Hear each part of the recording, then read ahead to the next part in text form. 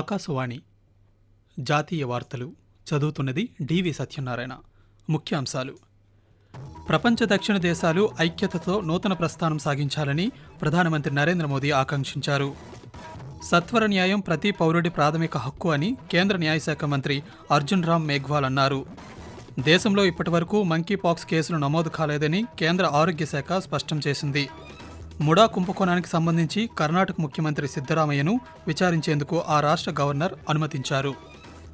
వార్తల వివరాలు: ఉగ్రవాదం, తీవ్రవాదం, వేర్పాటువాదం ప్రపంచ సమాజానికి తీవ్రమైన ముప్పుగా పరిణమిస్తున్నాయని ప్రధానమంత్రి నరేంద్ర మోదీ పేర్కొన్నారు.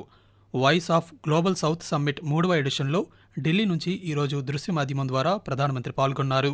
ఈ సందర్భంగా ఆయన మాట్లాడుతూ అభివృద్ధికి సంబంధించిన అనేక అంశాలపై చర్చించేందుకు voice of global south summit వేదికగా మారిందన్నారు. అదే సమయంలో ప్రపంచంలో నెలకొన్న అనిశ్చితి, ఘర్షణలు అభివృద్ధి చెందుతున్న దేశాలపై ప్రభావం చూపుతున్నాయని ఆందోళన వ్యక్తం చేశారు. ముఖ్యంగా ఆహారం, ఇంధన భద్రత రంగాలపై తీవ్రమైన ప్రభావం పడుతోందని ప్రధానమంత్రి అన్నారు. కరోనా వైరస్ ప్రభావం నుంచి ప్రపంచం ఇంకా పూర్తిగా బయటపడలేదని, మరోవైపు యుద్ధ పరిస్థితి ప్రపంచ అభివృద్ధి ప్రయాణానికి ఆటంకంగా మారిందని తెలిపారు. ఐక్యతతోనే గ్లోబల్ సౌత్ దేశాలు కొత్త దిశలో పయనించాలని ప్రధానమంత్రి పేర్కొంటూ, voice of global south summit एक ऐसा प्लेटफॉर्म है जहां हम उन लोगों की आवश्यकताओं और आकांक्षाओं को आवाज दे रहे हैं जिन्हें अब तक अनसुना किया गया है. मेरा मानना है कि हमारी ताकत हमारी एकता में है और इस एकता के बल पर हम एक नई दिशा की ओर बढ़ेंगे. अगले महीने यूएन में समिट ऑफ द फ्यूचर हो रही है. इसमें पैक्ट फॉर द फ्यूचर पर बात चल रही है. क्या हम सब मिलकर एक सकारात्मक अप्रोच ले सकते हैं जिससे इस पैक्ट में ग्लोबल साउथ की आवाज बुलंद हो? భారతీయ న్యాయ సంహిత వచ్చే 5 సంవత్సరాలలో దేశ నేర న్యాయ వ్యవస్థను ప్రపంచంలోనే అత్యంత ఆధునికంగా మారుస్తుందని కేంద్ర న్యాయశాఖ మంత్రి అర్జున్ రామ్ మేఘ్వాల్ అన్నారు. కొచ్చిలోని కేరళ హైకోర్టులో కేంద్ర ప్రభుత్వ న్యాయవాదుల రాష్ట్ర స్థాయి సదస్సును ఈరోజు మంత్రి ప్రారంభించారు. ఈ సందర్భంగా ఆయన మాట్లాడుతూ సుపరిపాలనకు వేగవంతమైన, సమర్థవంతమైన న్యాయ వ్యవస్థ ఎంతో అవసరమని స్పష్టం చేశారు. సత్వర న్యాయం ప్రతి పౌరుడి ప్రాథమిక హక్కు అని, సరైన సన్నద్ధత, సంప్రదింపులు లేకుండానే భారతీయ న్యాయ సంహితను తీసుకువచ్చారన్న ఆరోపణలను ఆయన తోసిపుచ్చారు. దీనిపై 2019 నుంచే వివిధ స్థాయిల్లో భాగస్వాములతో చర్చించినట్లుగా గుర్తు చేశారు. Mysore urban development authority MUDA కుంభకోణంలో కర్ణాటక రాష్ట్ర ముఖ్యమంత్రి సిద్ధరామయ్యను విచారించేందుకు గవర్నర్ తావర్చంద్ గెహ్లాట్ అనుమతి ఇచ్చినట్లు రాజ్భవన్ కార్యాలయం వెల్లడించింది. దీంతో ఈ కేసుకు సంబంధించి ముఖ్యమంత్రి విచారణను ఎదుర్కోనున్నారు. టీజే అబ్రహం, ప్రదీప్, స్నేహమయ కృష్ణ దాఖలు చేసిన 3 పిటిషన్ల ఆధారంగా గవర్నర్ ముఖ్యమంత్రిని విచారించేందుకు అనుమతి ఇచ్చారు. కాగా అంతకుముందు జూలై 26వ తేదీన గవర్నర్ ముఖ్యమంత్రి సిద్ధరామయ్యకు షోకాజ్ నోటీస్ జారీ చేశారు. దీనిపై స్పందించిన కర్ణాటక మంత్రివర్గం ముఖ్యమంత్రికి జారీ చేసిన నోటీసును గవర్నర్ ఉపసంహరించుకోవాలని సిఫార్సు చేసింది. అయితే ఈ వ్యవహారం మీద గవర్నర్ తావర్చంద్ గెహ్లాట్ ఆదేశాలు వెల్లడి కావడంతో ముఖ్యమంత్రి సిద్ధరామయ్య విచారణను ఎదుర్కోవాల్సి ఉంటుందని అధికార వర్గాలు తెలిపాయి. ప్రపంచ దేశాలలో మంకీపాక్స్ వైరస్ కలకలం రేపుతోంది. ఆఫ్రికా దేశాల్లో వేగంగా వ్యాపిస్తున్న ఈ ఎంపాక్స్ వైరస్ ఇప్పుడు పొరుగు దేశం పాకిస్తాన్కు చేరడం మరింత ఆందోళన కలిగిస్తుందని భారత వైద్యారోగ్య నిపుణులు పేర్కొన్నారు. సౌదీ నుండి వచ్చిన 3 పాకిస్తాన్ పౌరులకు మంకీపాక్స్ వ్యాధి ఉన్నట్లు నిర్ధారణ అయిందని ఆ దేశ ఆరోగ్య శాఖ పేర్కొంది. ఇదిలా ఉండగా 122 దేశాల్లో 99,518 మంకీపాక్స్ వైరస్ కేసులు ఇప్పటిదాకా నమోదైనట్లుగా ప్రపంచ ఆరోగ్య సంస్థ WHO అధికారులు వెల్లడించారు. ఇప్పటికే మంకీపాక్స్పై ప్రపంచ ఆరోగ్య సంస్థ హెల్త్ ఎమర్జెన్సీని ప్రకటించింది.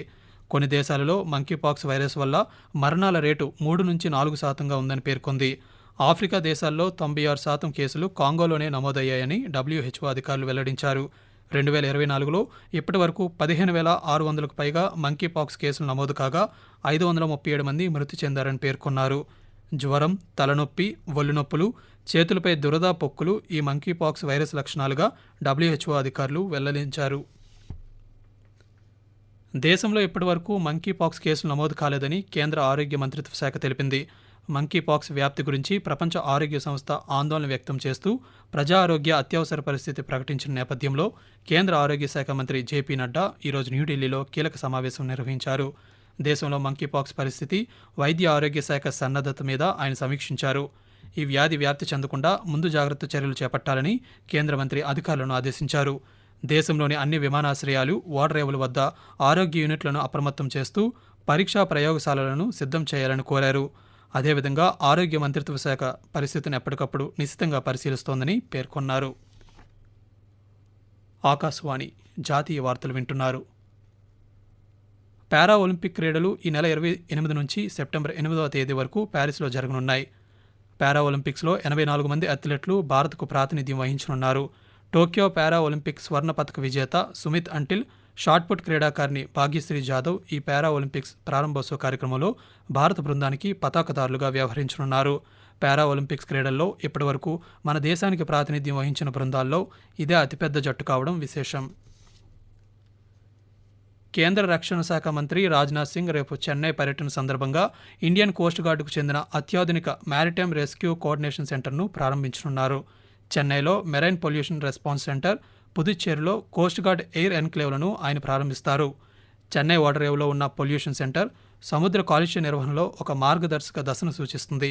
సముద్ర కాలుష్య ఘటనలకు, ముఖ్యంగా తీర ప్రాంత రాష్ట్రాలకు ఆనుకొని ఉన్న జలాల్లో చమురు, రసాయన లీకేజీలకు ప్రతిస్పందనలను సమన్వయం చేయడంలో ఇది కీలక పాత్ర పోషిస్తుంది.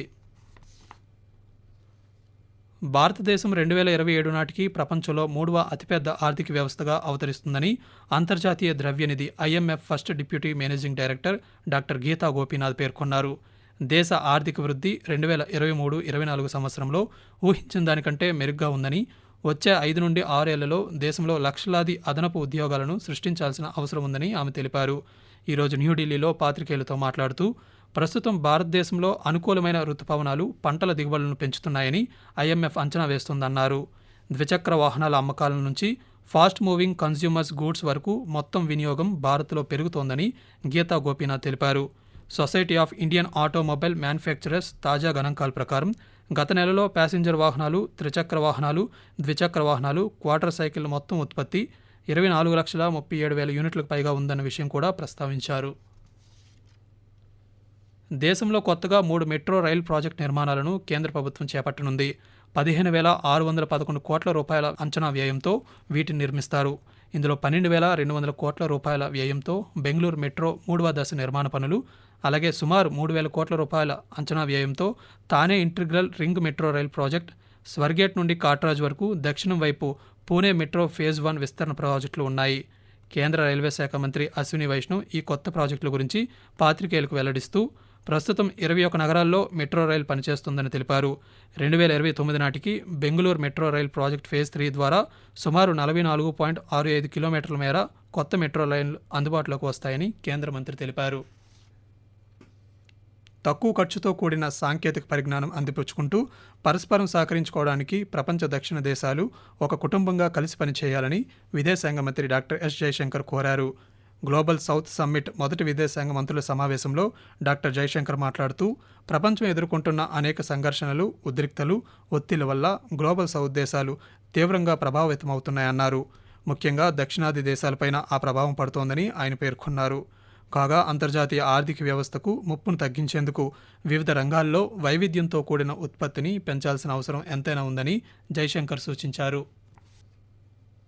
కలకత్తాలోని ఓ వైద్య కళాశాల ఆసుపత్రిలో వైద్యురాలిపై జరిగిన అత్యాచారం, హత్యపై యావత్ దేశం ఆందోళన చెందుతోందని కేంద్ర పార్లమెంటరీ వ్యవహారాల శాఖ మంత్రి కిరణ్ రిజిజు అన్నారు. భువనేశ్వర్లో ఆయన ఈరోజు పాత్రికేయులతో మాట్లాడుతూ ఈ ఘటన తర్వాత భద్రతపై ఆందోళన నెలకొందని పేర్కొన్నారు. ఇది కేవలం వైద్య సిబ్బందిని మాత్రమే ప్రభావితం చేసే అంశం కాదని ఆయన ప్రస్తావించారు. జాతీయ వార్తలు ముగించే ముందు ముఖ్యాంశాలు మరోసారి. ప్రపంచ దక్షిణ దేశాలు ఐక్యతతో నూతన ప్రస్థానం సాగించాలని ప్రధానమంత్రి నరేంద్ర మోదీ ఆకాంక్షించారు. సత్వర న్యాయం ప్రతి పౌరుడి ప్రాథమిక హక్కు అని కేంద్ర న్యాయశాఖ మంత్రి అర్జున్ రామ్ మేఘ్వాల్ అన్నారు. దేశంలో ఇప్పటివరకు మంకీపాక్స్ కేసులు నమోదు కాలేదని కేంద్ర ఆరోగ్య శాఖ స్పష్టం చేసింది. ముడా కుంభకోణానికి సంబంధించి కర్ణాటక ముఖ్యమంత్రి సిద్ధరామయ్యను విచారించేందుకు ఆ రాష్ట్ర గవర్నర్ అనుమతించారు. ఆకాశవాణి జాతీయ వార్తలు ఇంతటితో సమాప్తం.